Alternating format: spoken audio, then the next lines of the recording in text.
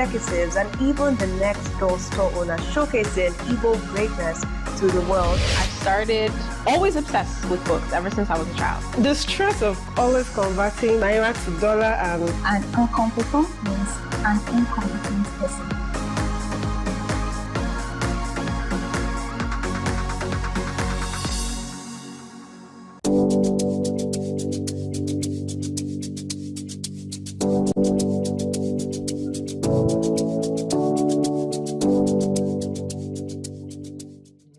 What are your thoughts on the spate of sex for grades in Nigerian universities?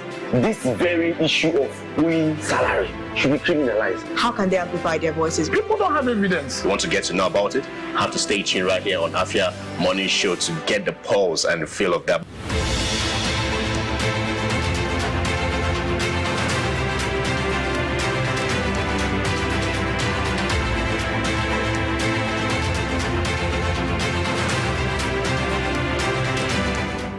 Hey ladies, join us on Gyno Plus every Wednesday at 6 p.m. right here on Afia TV, DSTV channel 254 and GoTV channel 17, where we will delve into health issues affecting girls and women in society. Breastfeeding doesn't even cause breast size. The frequency of breastfeeding means the Approach you take to make sure that your well-being is maintained.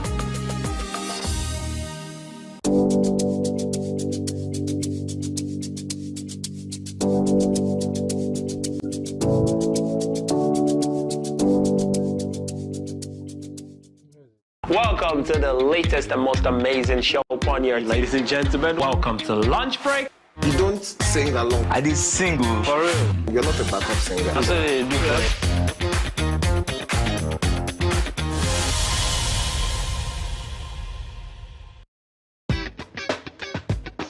It's a brand new week and another opportunity for us to gist and me to tell you, bring all the spice, all the things that are hot, trending and exclusive on social media. Sometimes I know there's constructive criticism. I know that you know how to quote it. So for the people that don't understand, I want to be like, oh, why are you doing this? Please, I'm not a cross-dresser. I'm only doing this because of the money on Facebook. There are some people you need to just tell the truth brutally. Let it hurt them.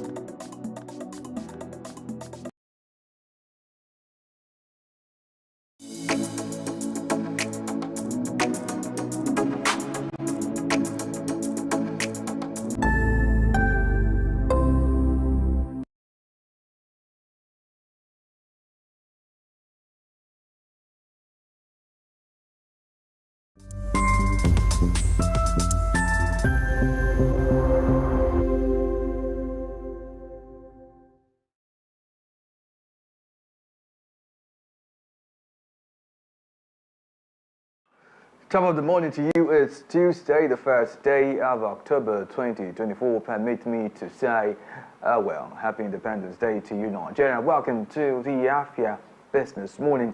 And today, as always, we will take a look at commodity reports. We'll also take a look at activities from oscillator exchanges on the segment opening bell. We'll also look at business news stories from around Africa and the rest of the world, which will come to you on Global Business. And then we'll take a look at issues affecting businesses in the southeastern parts of Nigeria on the Eastern Business Report. And finally, activities and conversations from around the market will take center stage on Afia. And just so you know, the Afia Business Morning takes center stage every weekday, 10 a.m. to 12 noon. My name is Ubong Kings. Welcome to the Afia Business Morning.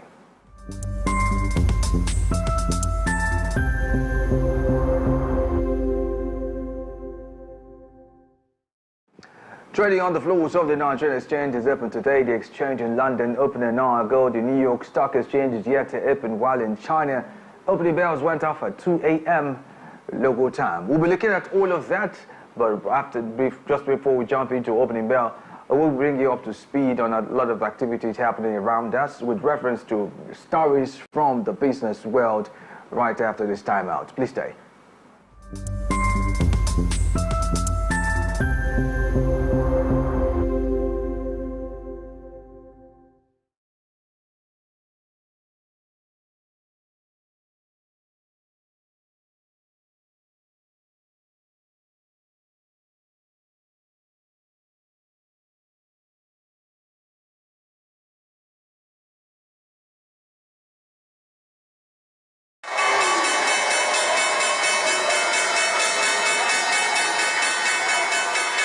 You're welcome back, and yes indeed, you're still watching the Afia Business Morning. Right now we're jumping onto opening bell, and right here we're going to be taking a look at activities from our selected exchanges, Nigeria, New York, London, Shenzhen and Shanghai exchanges.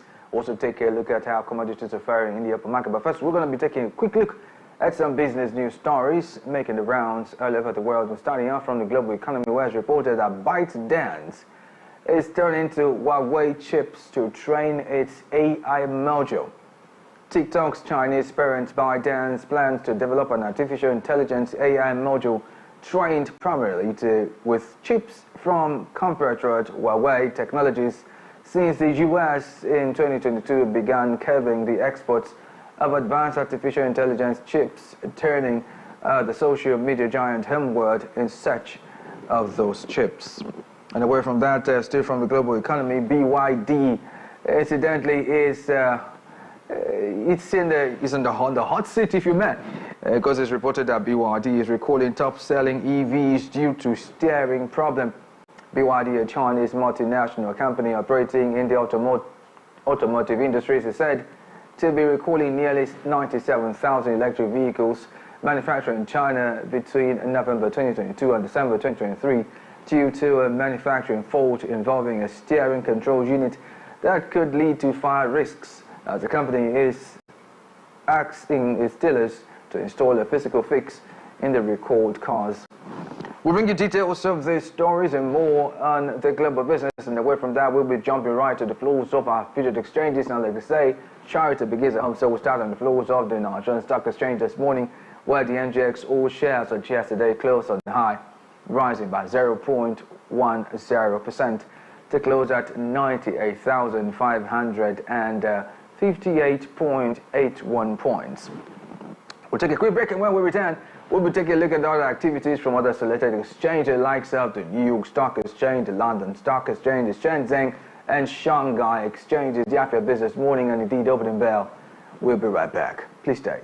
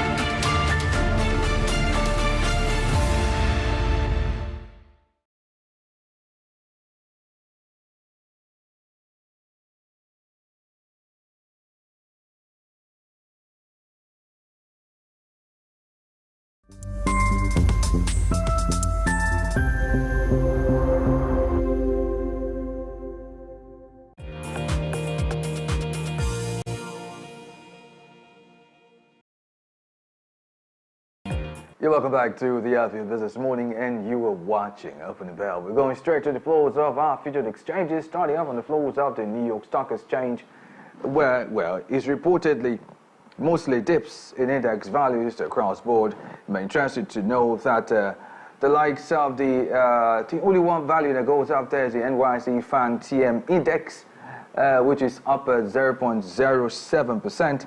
However, all others are down. NYC Composite DJ is down at 0.25%. The NYC US 100 Index is down 0.10%. The Dow Jones Industrial Average is down 0.33%. The S&P 500 Index is down 0.08%. Nasdaq Composite and Nasdaq 100 are both down 0.39% and 0.07%. And away from that, we're taking a trip to the United Kingdom, stopping off at the London Stock Exchange, where well, it's all dips and index values across board, in contrast to what happened yesterday, where everything was almost all up. FTSE 100 is down 1.00%, FTSE 250 is down 0.99%, FTSE 350 down 0.98%, FTSE All-Share Index down 0.86%. And from that, we're moving to Asia now to find out what's happening on the exchanges, starting off at the Shenzhen Exchange, where the reverse is the case. Is all rises in index values across board with very crazy values right there. Shenzhen Component Index is up at 10.67%. SZSE Composite Index is up at 10.93%. Chinex Index is up at a huge margin of 15.36%. And while we remain in China, we move to the exchange at Shanghai, where the repeat is the case. Is all rises as well. The SSE Composite Index is up at 8.06%. The SSE 50 Index is up 0.17%. The Star 50 Index is up at a huge margin of 17.88%. The SSE 180 Index is up at 7.59%. SSE 380 Index is up. The CSI 300 is up also at 9.19% and 8.48% respectively. And we're going to go a quick break, and when we return, we'll be looking at commodity prices as well as our consumer price watch in the open market. You may want to follow this program or watch in live on our dedicated Afia Business YouTube channel. Kindly tap in the search bar www.youtube.com/@Afia Business. And while you're there, do well to hit the like button. Remember to subscribe so you get notifications on all business-related content coming to you from Afia TV. And just so you know, too, you can follow us on Instagram at Afia Business _. Do well to be part of our social media community. The Afia Business Morning will be right back after this timeout. Please stay.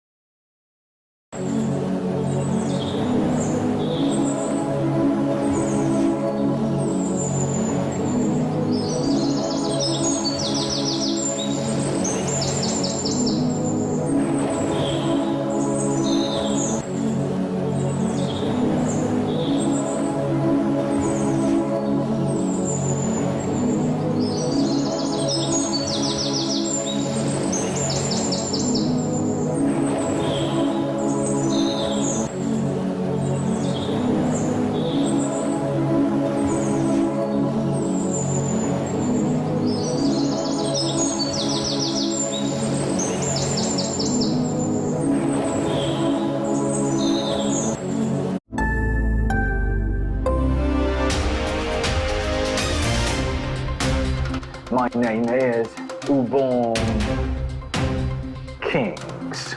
I am Marvelous Afamaga. I am Chioma Akbala. This is not a real market show like this.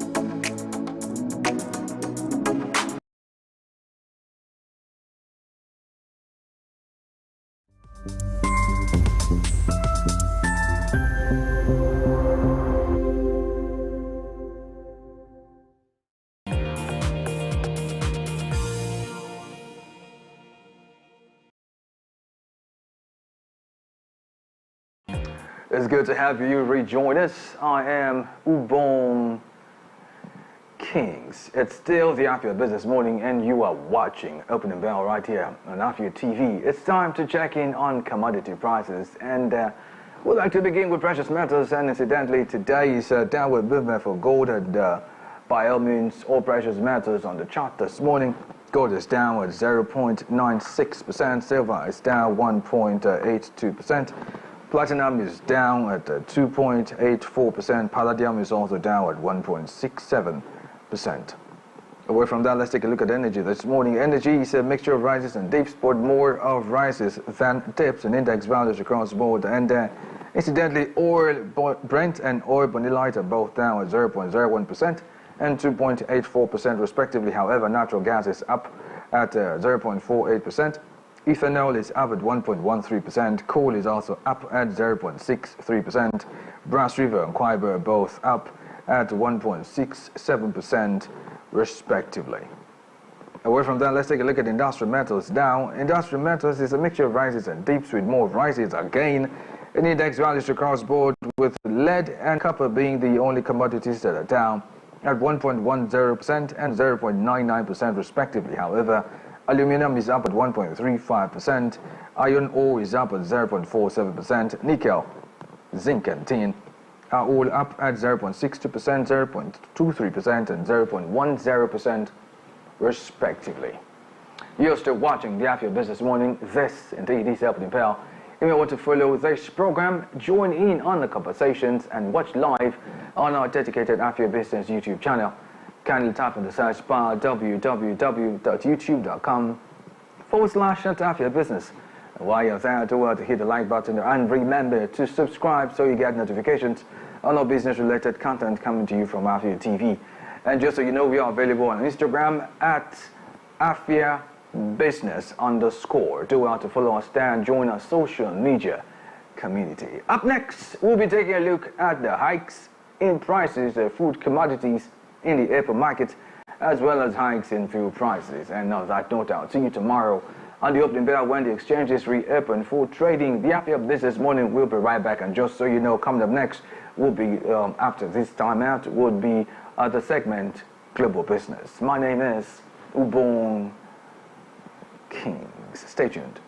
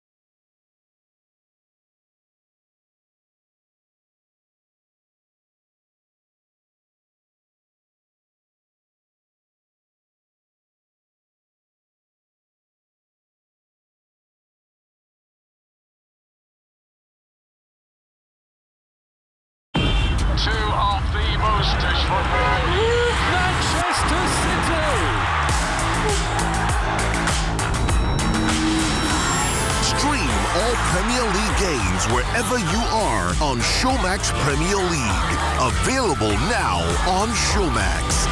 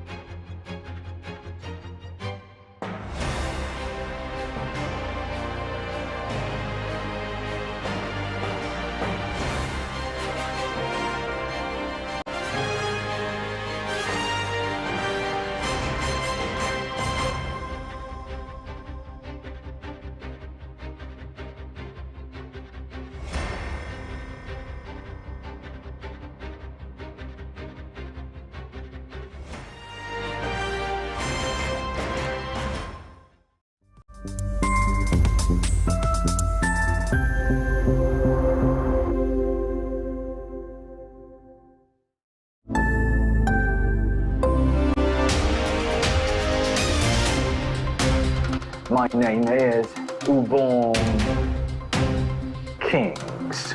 I am Marvelous Afamaga. I am Chioma Akbala. This is not real market show like this.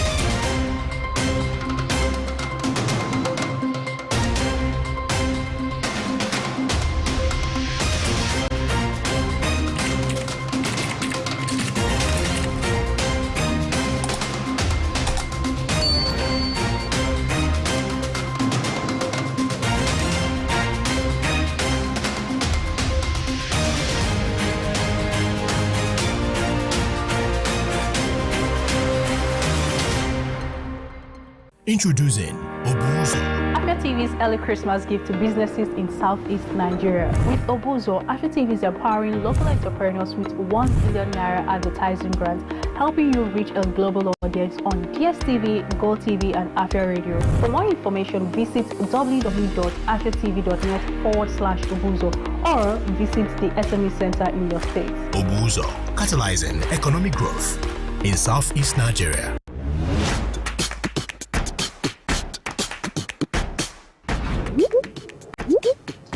Looking to grow your business? At Afia TV, we've got just what you need. With our various on-screen advertising options like spacebags, lower third, sidebars, right in front of your audience. With our lower third, your brand messages appear during the most viewed programs on TV, allowing your audience to see your message without interrupting their TV experience. Now, if you want to go big, our spacebar is ideal because it puts your brand messages on spotlight without interrupting viewers' experience. With our sidebars, your brand messages also takes the spotlight on our screen, ensuring brand exposure. These advertising options are affordable, effective, and designed to drive results. Get started today and watch your business shoot up. For more inquiries, call the numbers on your screen.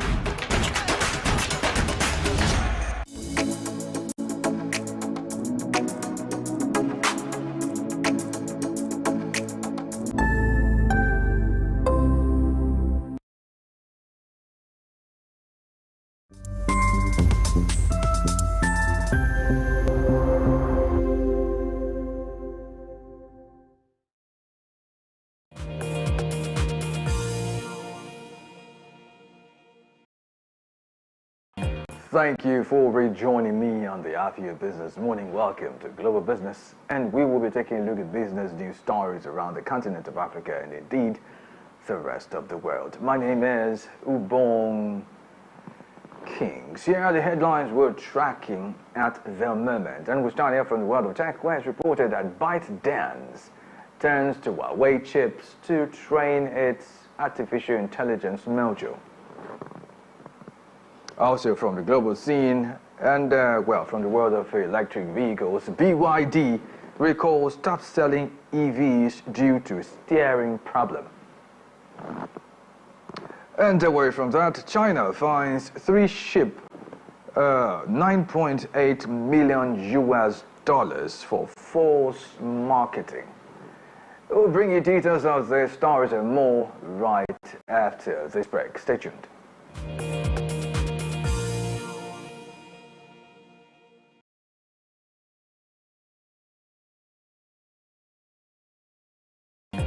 still watching the Afia Business Morning, and this is Global Business, and we will begin with business news stories from the world of tech. Was reported that Tata Electronics plant in southern India that makes Apple components has ceased production indefinitely after a fire outbreak over the weekend, which left 10 people injured minorly as they acted to prevent further damage from the blaze. Although Apple has not commented on the incident, Tata has said the cause of the fire is still under investigation, and emergency protocols at its plant ensured its employees were safe as rescue teams were still clearing debris on Monday, and officials have struggled with inspections due to the extensive damage. Now, the truth of the matter is, this story brings a lot of things to the fore, right? And also brings to mind that there are a lot of things that goes into making the iconic Apple iPhone, you know, from different places, right? But this fire incident at the Tata Electronics plant would to a large extent affect productions of some Apple iPhone components, but we don't know the extent of this disruption. Meanwhile, India Abroad shares excerpts of this development, and the report is presented from our studios. Let's take a look.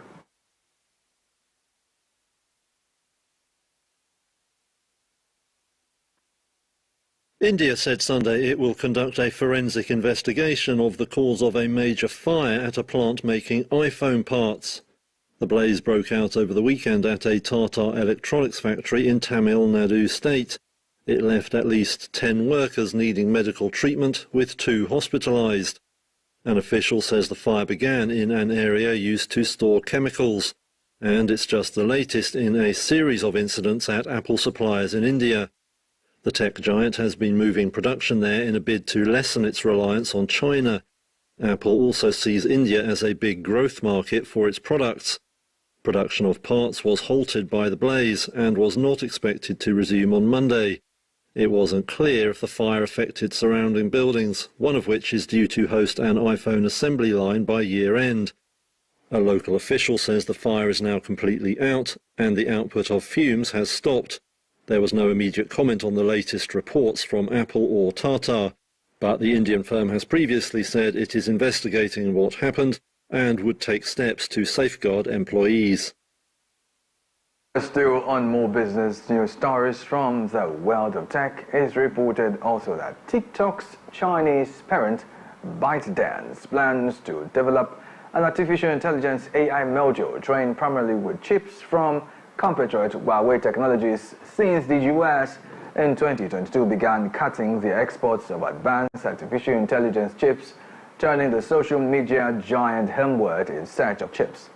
However, ByteDance's next step in the AI race is to use Huawei's Ascent 910B chip to train a large language AI module, and is already using the Ascent 910B primarily for less computationally intensive interference tasks, which involve pre-trained AI modules making predictions. Now let's hold up real quickly. Let's look at this story, because this story to me brings quite a number of things to the fore. And paramount upon that, it shows a sort of revolution, if you may, in the tech space, and how companies are avoiding an all-out US sanction, etc., and all the diplomatic role on chips developed in China, and of course chips exported into China. Now this technically seems to put the Huawei chip maker in fierce competition, as it were, with NVIDIA, who's also a chip maker. Anyway, to further buttress this point, future-proofed takes a look at the brewing rivalry between these two chip makers, Huawei on one hand and NVIDIA on the other hand. Let's take a look. While NVIDIA continues to dominate globally as a tech leader, Huawei is turning heads by making waves in the Chinese market alone. The stakes are high and the competition is fierce.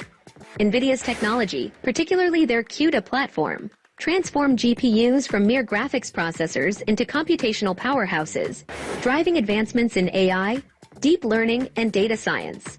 Now, let's add a twist to the story. What if I told you NVIDIA's dominance is being challenged by an unexpected contender? Not exactly new to the game, but new to this high-stakes arena.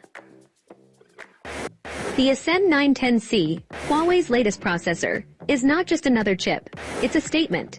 A statement that says, move over NVIDIA, there's a new player in town. It's because the Ascend 910C is being hailed as a direct competitor to NVIDIA's powerhouse, the H100 GPU. And the results are nothing short of impressive. Huawei claims that the Ascend 910C is comparable to NVIDIA's H100, a chip that has set the benchmark for AI processing. However, the real luck is that NVIDIA has been blocked from selling its top-tier H100 chip in China due to U.S. sanctions. The alternative it offers, the H20, is a watered-down version of the H100 with significantly capped computing power. Meanwhile, Huawei is offering the Ascend 910C, a chip that reportedly matches the H100's capabilities. It's like NVIDIA is bringing a knife to a gunfight, and Huawei just showed up with a bazooka. The timing couldn't be worse for NVIDIA. Just as they were celebrating their market valuation skyrocketing past $3 trillion, Huawei's announcement threatens to undercut their position, especially in the lucrative Chinese market, which accounts for a significant portion of NVIDIA's revenue. It's the kind of plot twist that would make even the most seasoned Hollywood scriptwriters jealous. ByteDance, Baidu, and China Mobile are all knocking on Huawei's door, eager to get their hands on the Ascend 910C. Good to see how that rivalry plays out eventually and who wins eventually as well. You're watching Global Business right here on the Afia Business Morning on Afia TV. You may want to kindly join in on the conversation and watch in live right now on our dedicated Afia Business YouTube channel. Kindly tap in the search bar www.youtube.com/Afia Business. And while you're there, do well to like and remember to subscribe so you get notifications on all business-related content coming to you from Afia TV. And just so you know too, we're on socials. Follow us on Instagram at Afia Business _. Do well to join us there and let's get social. Coming up next will be more business news stories from the automobile world and of course the rest of the world right after this time out. Stay tuned.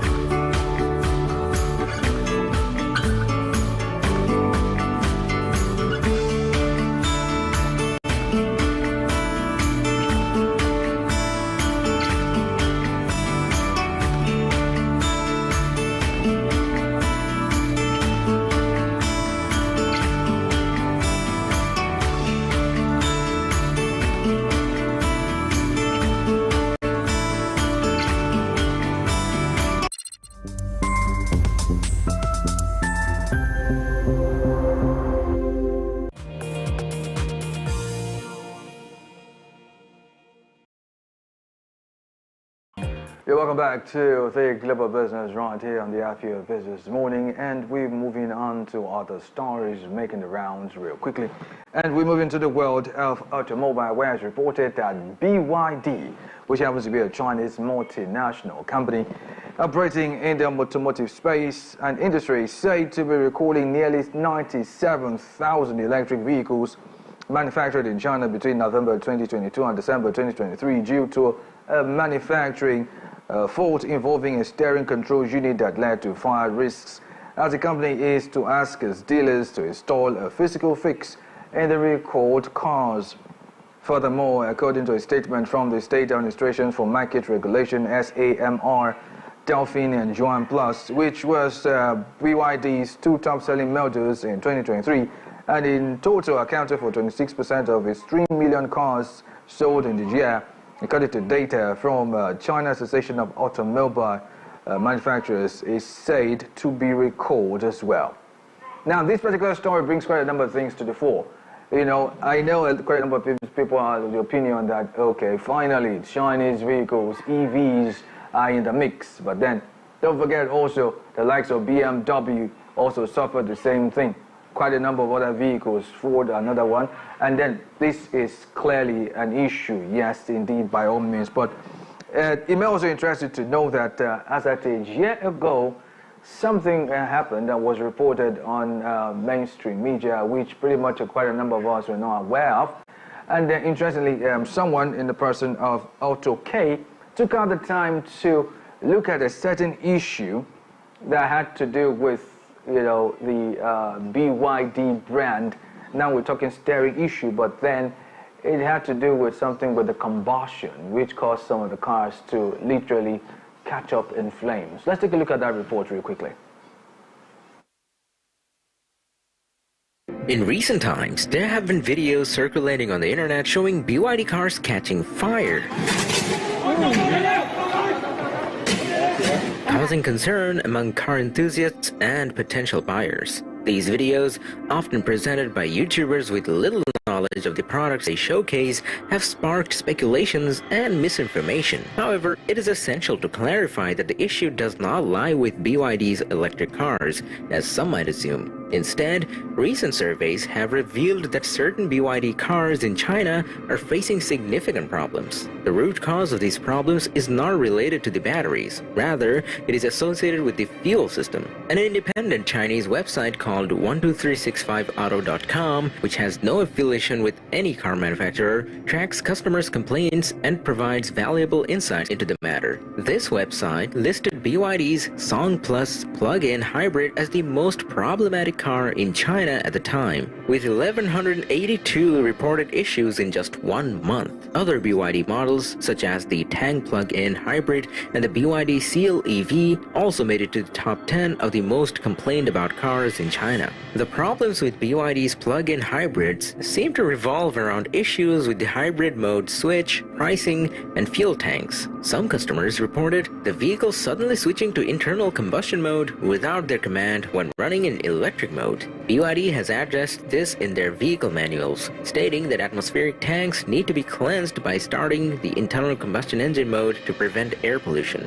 It is worth noting that the plug-in hybrids in general have a disproportionately higher number of complaints compared to their market share. Even though plug-in hybrids constituted only 12% of the market, they accounted for 44.2% of all complaints last month. This has led to the suggestion of avoiding plug-in hybrids due to the complicated nature and the likelihood of encountering issues. While BYD's electric cars have not been directly involved in these complaints, it is essential to consider this information when evaluating BYD's vehicles, particularly the BYD Seal, which also appeared on the list of most complained about cars in China. As car consumers, it is crucial to stay informed about these issues and be cautious when making.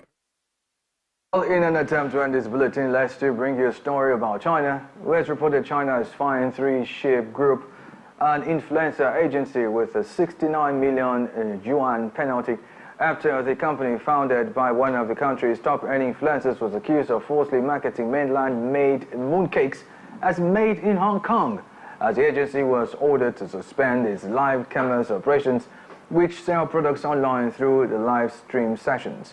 However, the influencer agency apologized for falsely advertising the misleading consumers, and vowed to conduct thorough rectifications within the company. If you ask me, I would say categorically that this story opens up a sad dimension in the social media space, the advent of fake or bogus advertising, where it is very clear that quite a number of the drive majorly for these influencers is mostly financial gains. How many of them take out the time to verify what they want to project on their platforms? Most of them don't. As a matter of fact, they won't, because they are making money. Anyway, Kenneth Luke 3153 took a time to look at this story and now reports. Ready for some tea? How about mooncakes instead? China has hit influencer agency 3 Sheep with a whopping 69 million yuan fine. Why? For falsely marketing their mooncakes as made in Hong Kong. Crazy little brother Yang, one of the country's top influencers, promoted these mooncakes, claiming they were from a high-end Hong Kong brand. Spoiler alert, they weren't. The truth?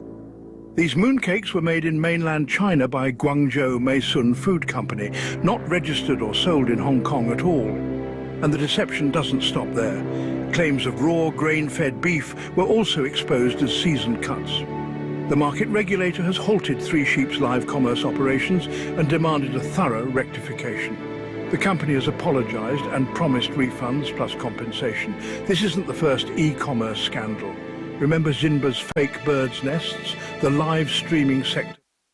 So next time someone advertises something up on social media, be careful. Just be sure that whatever they're saying is the truth before you are led astray, because we have a lot of those all over the social media and internet. We'll follow up with the story and other stories as they unfold and keep you in the loop. And talking about keeping you on the loop, you may want to get to our dedicated Afia Business YouTube channel and watching live by kindly typing in the search bar www.youtube.com/@Afia Business. And while you're there, remember to like and subscribe so you get notifications on all business-related content coming to you from Afia TV. And not to also forget, we are available now on Instagram. Yes, indeed, at Afia Business _. Go there, hit the like button, follow us, and be part of our social media community. You are still watching the Afia Business Morning right here on Afia TV. Coming up next will be a conversation around the speech of His Excellency Bola Ahmed Tinubu in relation to the October 1st Independence Day, and this will be bordering on business on the next segment. Basically, it's all about business, right? On the next segment, which we call the Eastern Business Report, and in between, we'll be taking updates as to activities at the Okpara Square, where quite a lot is happening there right about now. The Afia Business Morning will be right back. My name is Ubong Kings. Stay tuned.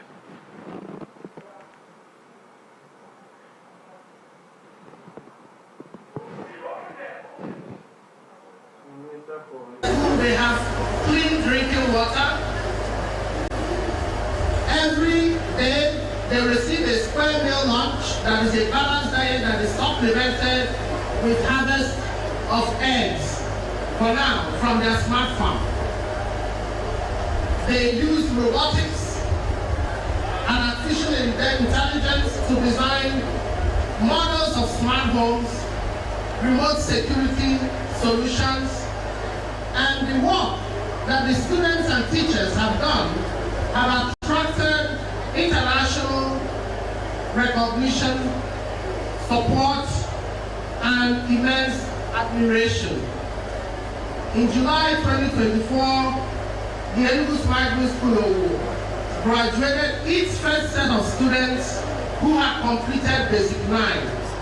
25 female students received admission with full scholarship to Holy Rosary College, Enugu, and 35 male students received admission with full scholarship to the College of Immaculate Conception, Enugu.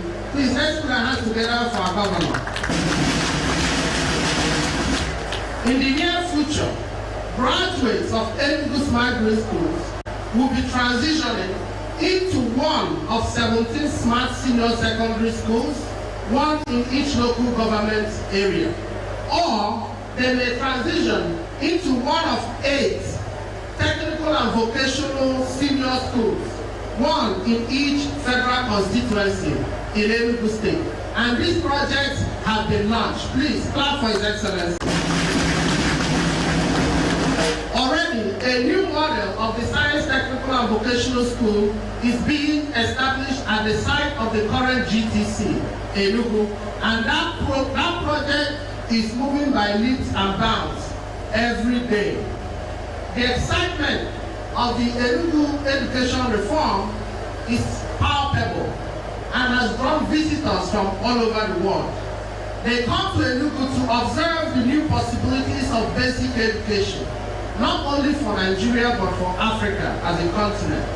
This was why Enugu State was selected to host the NG Educators International Model United Nations Conference on the theme, Development of Education in Developing Countries.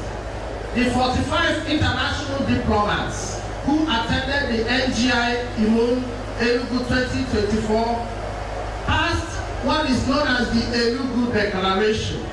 That is a declaration that called on African nations to emulate the Enugu model of basic education. Currently, 240 smart grid schools are actively being constructed across the 17 local government areas of Enugu State, with 24 additional ones to be awarded, mostly in the Enugu urban environment. As the smart grid school model continues to be developed, the Enugu State government has also begun the process of recruitment and training of 10,560 smart teachers to staff the forthcoming 264 smart grid schools, each with 40 teachers and 840 learners. In phase one of that teacher recruitment exercise, 17,620 out of 26,330 applicants completed the CBT assessment, resulting in 4,253 successful candidates. These candidates who emerged from this merit-based and transparent process will now be trained over a 3-month period for free by the Enugu State government in partnership with the Teachers Registration Council of Nigeria to become certified as Enugu Smart Teachers. The phase 2 of the recruitment program will begin in January 2025 and will target 7,500 smart teachers. To ensure the sustainability of the Enugu Smart Grid School system, the Enugu State government, in partnership with Tech Fund, has begun the construction of the Center for Experiential Learning and Innovation, which shall be responsible for the training of directors of experiential learning and smart teachers, ensuring that the Enugu State teachers receive a minimum of 40 hours of professional development per annum as a culture of excellence. Indeed, educational emancipation is taking root in Enugu State. We only need to look to our children to see the transformation. Enugu State students recently won the President's National Debate Championship at Abuja, a testament to the expected fruits of the huge investment of our governor in education reform. Next year, Enugu State students, these same students that went to Abuja, will be representing Nigeria as a nation in the United States of America in a global debate competition. Across Enugu State, there is a new wave of excitement for learning, a desire to go further and embrace technology as a tool of life, and a new belief in the capacity of our young people to solve problems and address fundamental needs. There is indeed a renewed hope that education is a sure pathway to freedom, human capital development, and sustainable prosperity. When we look at what the Enugu State government, under the visionary leadership of His Excellency, Barrister Dr. Peter Rubisimba, is doing in the education sector, intentionally investing in our children, we can confidently beat our chests with gusto and pride, pronounce that indeed Our tomorrow is here. Happy 64th Independence Day. Thank you.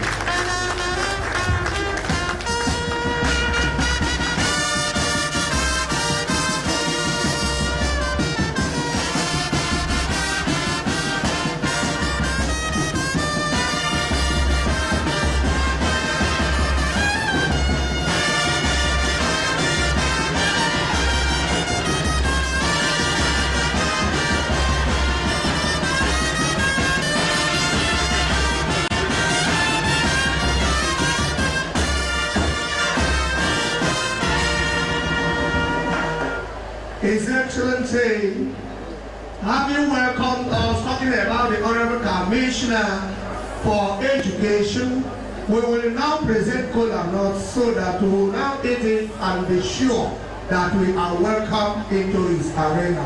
Now, cola nuts, Your Excellency.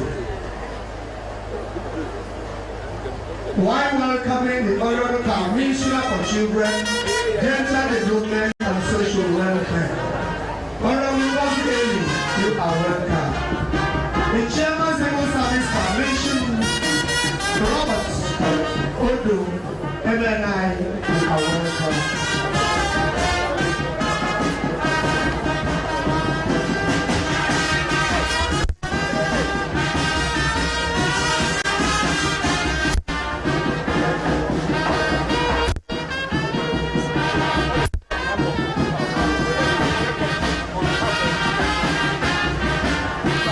We are in the process of cola.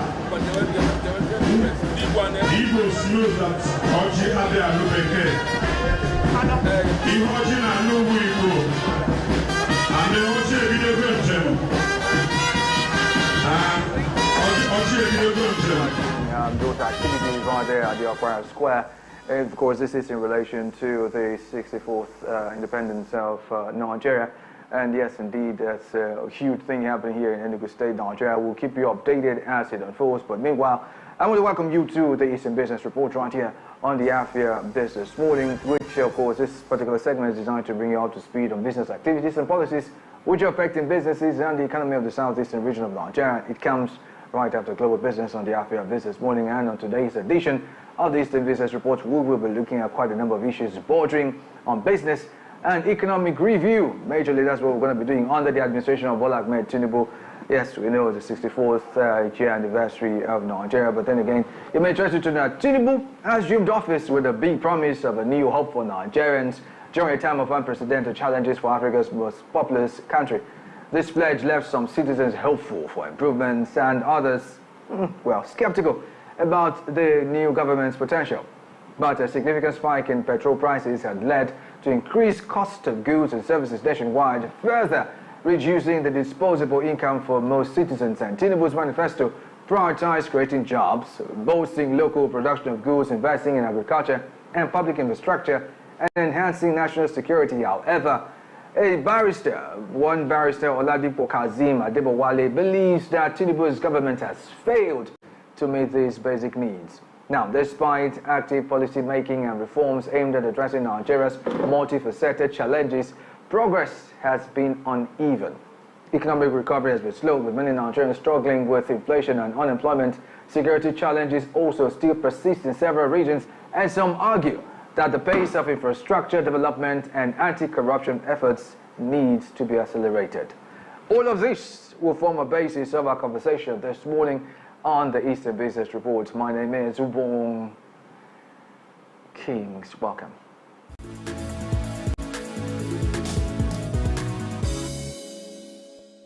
And joining me on this conversation around the 64th Independence, well, Business and Economic Review under Tinubu is none other than Okike Ezugo, who's a lawyer and a government policy analyst. It's good to have you join us this morning. Welcome. Good morning, Kings. Thank you for having me. Yes, generally, from your point of view, what do you think? Has Nigeria made, the smile on your face, sorry, has Nigeria made as much progress as you would have anticipated under this government? No, I think the evidence is there, you know, because the manifestation of good governance, if you have good governance, you don't need to start asking anybody. You don't need to start raking over the ashes and trying to find evidence of good governance. It manifests in the living standards of the people, and maybe in investment in infrastructure, visible infrastructure that anybody can see. So if you're asking me to rate the Tinubu administration using these yardsticks, I think it is plain to everybody that it has not achieved as much as it promised to achieve. Yeah, right? During inception. Now, let me just share some of the things Mr. President said, just so we can look at them holistically. And of course, they'll be from the business, angle. And he said something that they have restored peace to hundreds of communities in the north. And thousands of our people have begun to return home. He says an unfinished business which security agencies are committed to ending quickly and as possible.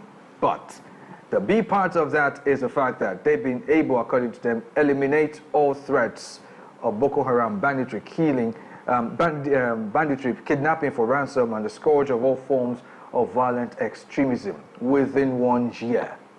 His statement. I don't want to... Plus, no, where I'm going with this is, this will now help farmers to get back to the farm. Now, that's the part I'm going to. According to him, that has been achieved. I don't want to go into those details, but the other part is the place of food security or otherwise, which we say that has been achieved. I mean, food, you know how food is right now in the market. Yeah, he talked about substantially restoring security in the northeast. According to him, which is where the major bulk of farming for the country take place. Mostly, yes. I don't want to sound like the usual pessimist, who comes on air or takes a column in a major newspaper and says Nigeria has been unable to achieve anything for 64 years. I think maybe they made some progress and have been able to keep law and order for this long, and we've not had any major anarchy. Maybe it is the missing indices which is still going to make somebody hold back, maybe in trying to label Nigeria a failed state. But talking about security, I think you know that towards the tail end of the Muhammadu Buhari administration, we were not reading anything about Boko Haram, attacking targets in the northeast or taking territory. I think it was after Tinubu was inaugurated that we began to witness pockets of attacks again in the northeast. And the military, as usual, is responding to it. So it's a kind of a deception when somebody comes and says they've been able to degrade Boko Haram, which was almost completely degraded before he came in. Ordinarily, the military should be responding to whatever security challenges we are having in the country. It's expected of them, but I think we have more insecurity now than we had before, just when Buhari was about leaving office. Okay, very well. Let's keep those thoughts there. We're going to be crossing over to Okra Square right now, and I'm being told that the SSG is right there and is representing His Excellency, the Executive Governor of Enugu State right now at the center. Let's take a look real quickly.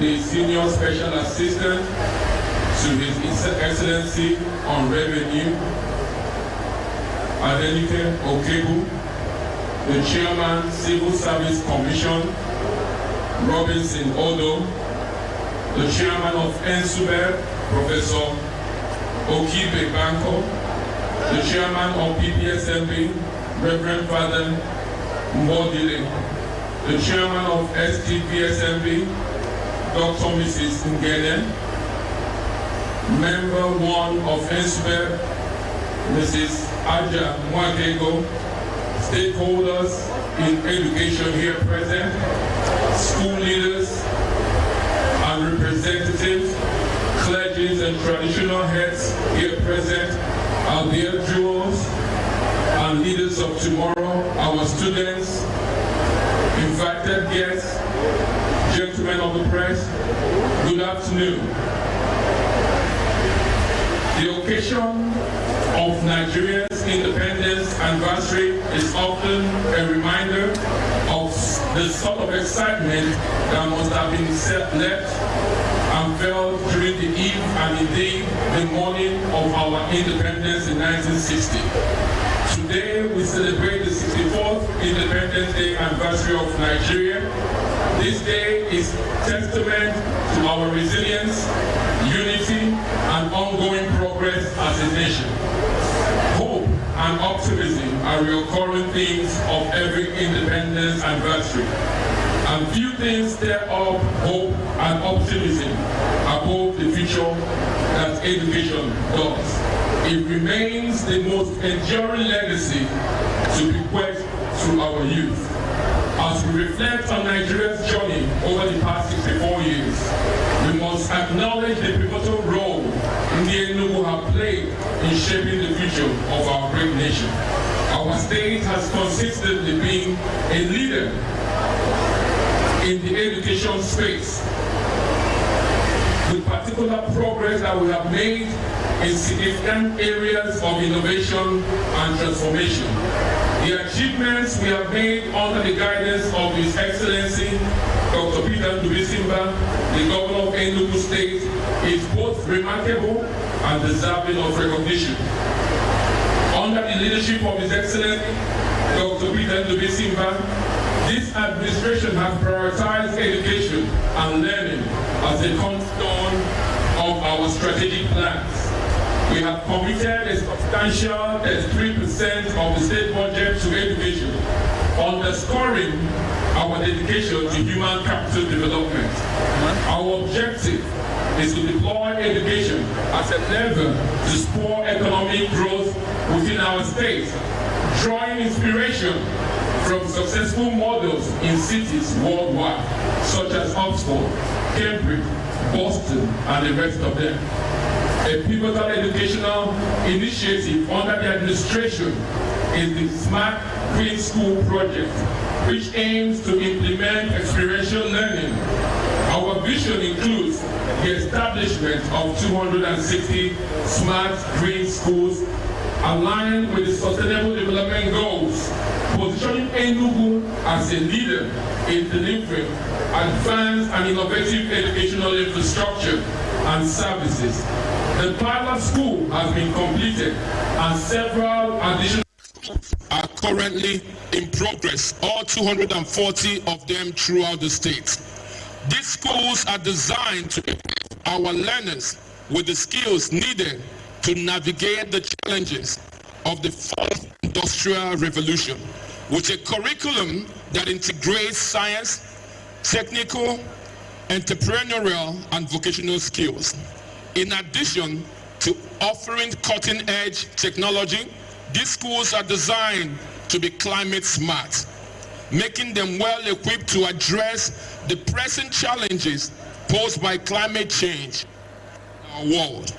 Additionally, we have dedicated a substantial part of the state's budget to education, underscoring our unwavering commitment to creating an enabling environment for both learners and teachers.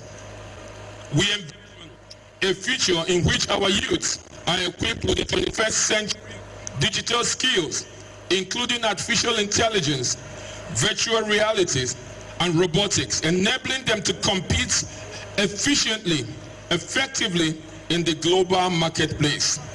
These efforts by our great state are part of the broader continental realities that we face. Africa is home to the world's youngest population, and Nigeria is at the center of the demographic surge. 25% of Africa's youth reside in Nigeria, and this group is projected to constitute nearly half of the world's working age population by 2060. This presents us with immense opportunities. However, these opportunities can only be realized through the education and empowerment of our youth. A well-educated population has the potential to drive Africa's economic transformation and lead the fourth industrial revolution. Nations with a more educated workforce experience faster economic growth, improved healthcare outcomes, and a reduction in poverty and insecurity, which is one of the key vision outputs of His Excellency, Dr. Peter Ndubisimba. For this reason, we remain steadfast in our commitment to improving the educational outcome of every child in Enugu State. While we celebrate our successes, we must remain focused on the road ahead. The challenges before us are significant, but together, learners, teachers, parents, private sector, and government officials, we can overcome. I encourage all stakeholders to continue working collaboratively, looking forward towards excellence in education. We must create an environment where creativity flourishes, where technology integrates with learning, and where every child is empowered to reach their full potential.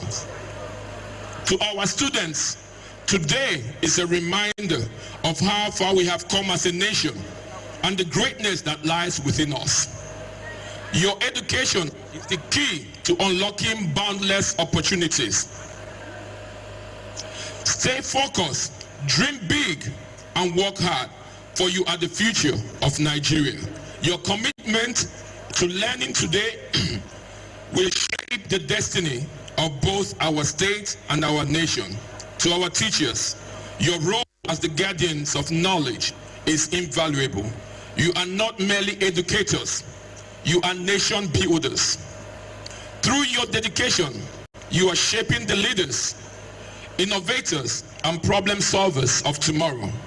We urge you to continue this noble work with unwavering commitment. As we mark this 64th Independence Day, let us remember that independence is not merely a historical event. It is an ongoing journey that requires our collective efforts. The future of Nigeria clearly depends on each of us. Our Independence Day clearly demonstrates the power of unity. We can build a nation that stands tall among the global communities, guided by the principles of unity, peace, and development. Let us renew our commitment to the growth and progress of Nigeria, a nation full of promises and potential, with our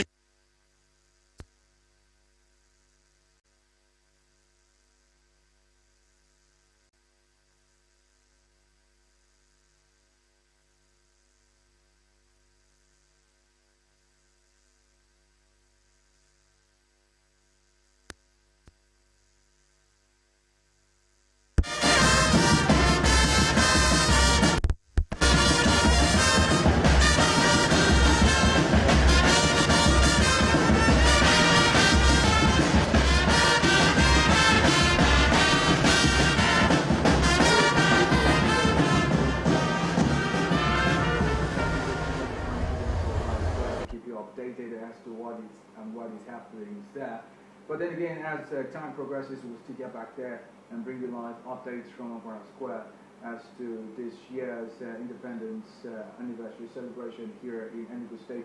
But right back to this conversation, one thing the SSG did say that caught my fancy is Nigeria is a place, a country of potentials and capabilities. But haven't we gone past that place of just potential?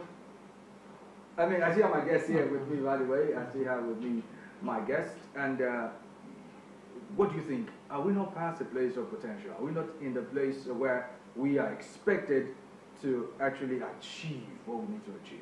Yeah, we are long past, just talking about potentials. Of course, the potentials of Nigeria, the merits, the natural merits of the Nigerian state is without doubt.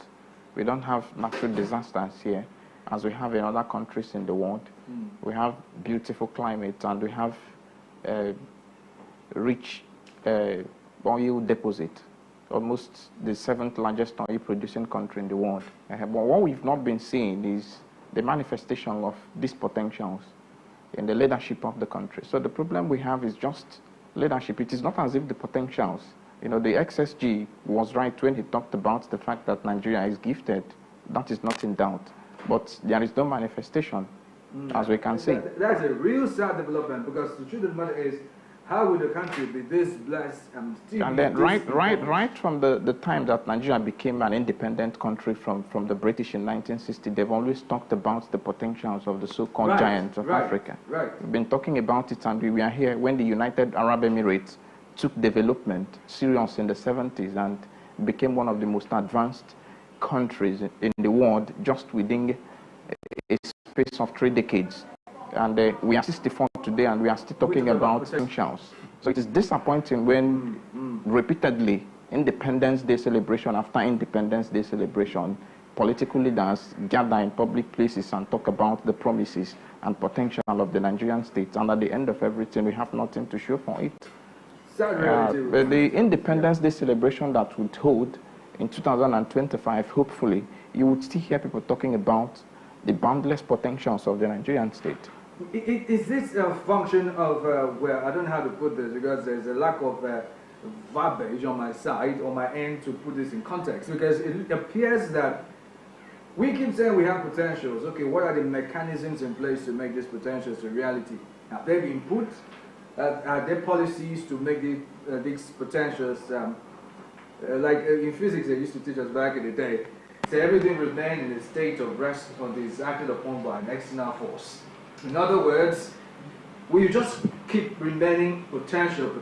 When do we get to the place where we are next to potential? And then it is also ironical, because if you listen to the presidential address delivered by Bola Tinubu, he's talking about accumulated difficulties. That his administration should not be held solely responsible for what is happening in Nigeria. That the foundation for it was laid by successive administration dating back to the 80s. And then we are talking about potentials, which means that people have been actively messing things up in the country to this moment, and we are still talking about potentials. Whereas the president is complaining about accumulated liabilities and difficulties caused by previous leaders. Is that enough excuse, or is that enough reason for? It is not even a valid excuse in the first place. Because if you come into an office, you inherit both the assets and the liabilities. Yeah. And it is only extended kind of irresponsibility, if this expression can be allowed, that is going to make somebody come and start pointing his fingers back to what happened in the past. You should have taken a critical assessment, evaluation of all these things, what the responsibilities of your office entail, before assuming it. So when you come and you start talking to us again about people who did some bad things in the past, it is a clear evidence that you were not even prepared for leadership in the first place. You know, this reminds me of something he said in his statement in the whole broadcast about. He made reference to the Biafra War in passing. He did.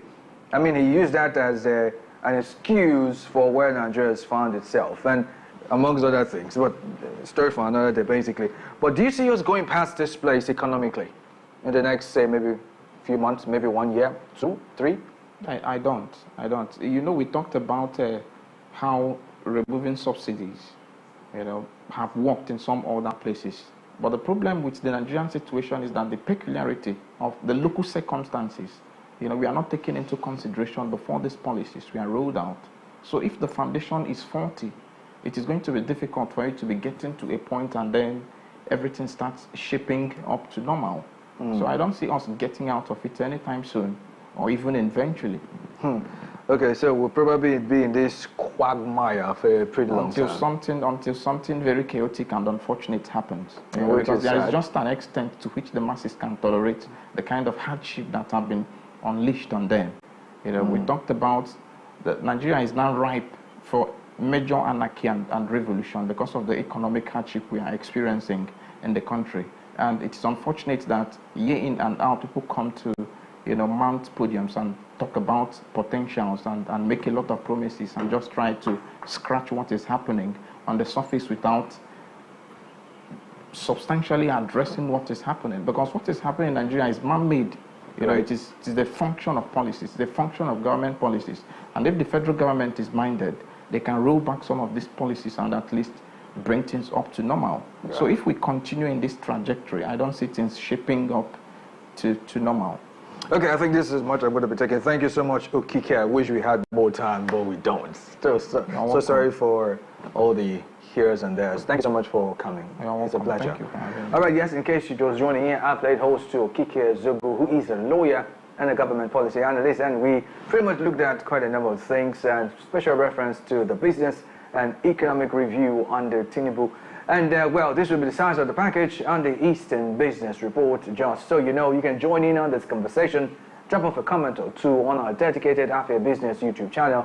Kindly type in the search bar www.youtube.com/@Afia Business. And while you're there, Remember to like and, of course, hit the subscribe button so you get notifications on all business-related content coming to you from Afia TV. And also, you can follow us on Instagram. We're live on socials now at Afia Business _ Yes, indeed. Let's get interactive and join our social and media family. You are still watching the Afia Business Morning live from Enugu State, Nigeria. Coming up next is Onyafia. My name is Ubong Kings. Please stay. And just so you know, real quickly, in between, we'll pretty much go back to Okpara Square to bring you updates on what's happening there just before we get into anything else. Please stay. This is, of course, Afia TV. Good morning.